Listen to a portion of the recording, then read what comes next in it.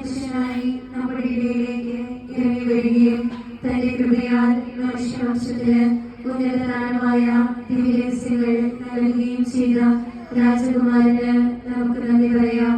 മാലാഖമാരുടെ വലിയ ഭയത്തോടും വിറയലോടും കൂടെ അവരുടെ നാമം പ്രകീർത്തിക്കുന്നു.